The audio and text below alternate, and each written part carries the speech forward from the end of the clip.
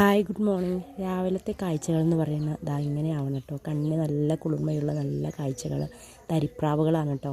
ഒരു ഭക്ഷണം തേടി വന്നിരിക്കുകയാണ്, എപ്പോഴും വരുന്നതാണ് കേട്ടോ. അപ്പോൾ ഇന്ന് ഞാനിതാ നമ്മുടെ മുരടിച്ച് നിൽക്കുന്ന റോസാ ചെടി എങ്ങനെയെങ്കിലും പുഷ്ടിപ്പിക്കാൻ പറ്റുമോ എന്നുള്ള ശ്രമത്തിലാണ്. അപ്പോൾ അത് ഞാൻ പ്ലാസ്റ്റിക് കവറിലായിരുന്നു റോസാ ചെടി വെച്ചിരുന്നത്. അത് കുറച്ച് മണ്ണ് നീക്കിയിട്ട് അവിടെ ഒരു ഗ്യാപ്പ് ഉണ്ടാക്കിയിട്ടുണ്ട്. പഴയൊരു പ്ലാസ്റ്റിക് കുപ്പി എടുത്ത് അടിഭാഗം കുറച്ച് ഓപ്പൺ ചെയ്യുന്ന രീതിയിൽ തുറന്നിട്ട് താഴ്ഭാഗം അടപ്പിൻ്റെ ഭാഗം തുറന്ന് മണ്ണിനടിയിൽ കുഴിച്ചിട്ടുണ്ട് കേട്ടോ. അടിഭാഗം മാത്രം, മോൾഭാഗം മേലേക്ക് വരുന്ന രീതിയിൽ. അപ്പോൾ ഒരു മിനി കമ്പോസ്റ്റ് ഉണ്ടാക്കാനുള്ള പ്ലാനിലാണ് കേട്ടോ. പച്ചക്കറി വേസ്റ്റൊക്കെ ഇതിലിട്ട് കഴിഞ്ഞാൽ മുരടിച്ച് നിൽക്കുന്ന റോസാ ചെടിയിൽ അതിൻ്റെ വേസ്റ്റൊക്കെ പോയിട്ട് നന്നായി പുഷ്ടിപ്പിക്കും എന്നൊരു ശ്രമത്തിലാണ് ഞാൻ.